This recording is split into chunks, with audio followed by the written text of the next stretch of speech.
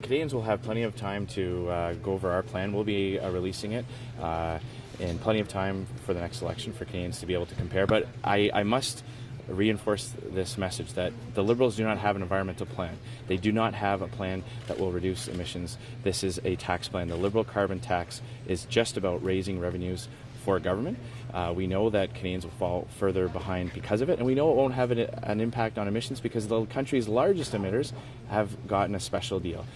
So our approach will be much different. We will not be imposing a carbon tax. We'll be working with industries to lower their emissions and providing incentives for efficiencies. We will not be imposing a new tax. One of the things you said is you came here to offer a warning, and this has been a position that Conservative Party of Canada has been pretty well declared on.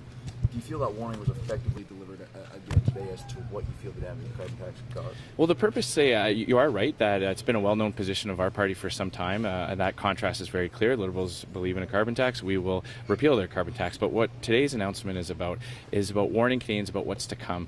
Because it's not just about the $20 a ton. It's not just about the $50 a ton. It's about the $300 a ton that the Environment Canada documents show the Liberals are planning on imposing. So we know that these costs are going to go drastically higher. And the Canadians need to understand this going into the 2019 election, that the Liberals will raise these taxes. They've already raised taxes before on other areas. They're running massive deficits that's causing them to have a huge budgetary shortfall. And we see their own documents show that this tax will be higher and higher at a time when Canadians are falling further and further behind. The problem with the Conservatives have with the Liberal plan is that it exempts the big polluters. Safe to say that the Conservatives would target those big polluters? Well, the idea is, you bring emissions down from those from people or companies or entities that are responsible for them. The point on highlighting the fact that the largest emitters have received an exemption is just to highlight the fact that this is not an emissions plan. This is a plan that raises revenue for the government, that imposes a higher cost on people who have to drive to work, drop their kids off at school, people who live in suburbs and rural locations who drive further distances, who don't have access to things like public transit, will be paying the brunt of this carbon tax, and that it is only going to get higher. With the rise of more Conservative governments getting elected, I mean, there's going to be an election held in Alberta in a couple months. Do you feel that with more Conservative parties being elected across Canada, the fight against it is continuing to grow nationally, and the argument for you folks is arguably getting stronger with the, I guess, more governments coming to power? It's certainly encouraging. When we see people in provinces having the choice between a provincial government or a provincial party that wants a carbon tax and one that wants to repeal it, it's very encouraging when we see voters make that choice provincially. It's also very encouraging to have new premiers like Premier Doug Ford, Premier Higgs in New Brunswick, Premier Scott Moe here. I'm standing here in Regina in Saskatchewan, the province that initially started this fight against the carbon tax.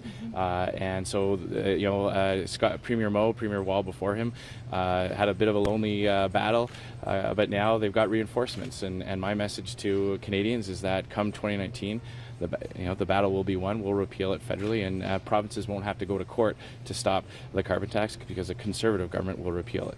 You mentioned incentives for big industrial emitters. I'm just curious about the individuals and families. You said that this is going to be very punitive for individuals' families.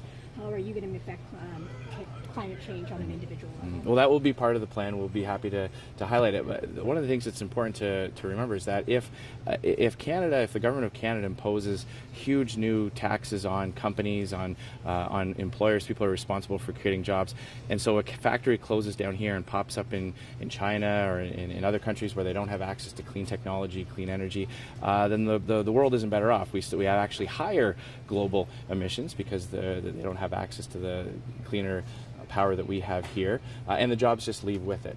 So our plan will speak to Canada's ability to help reduce global emissions by capitalizing on our clean technology, our cleaner energy, and that we can actually play a role in reducing global emissions while at the same time keeping jobs and manufacturing here.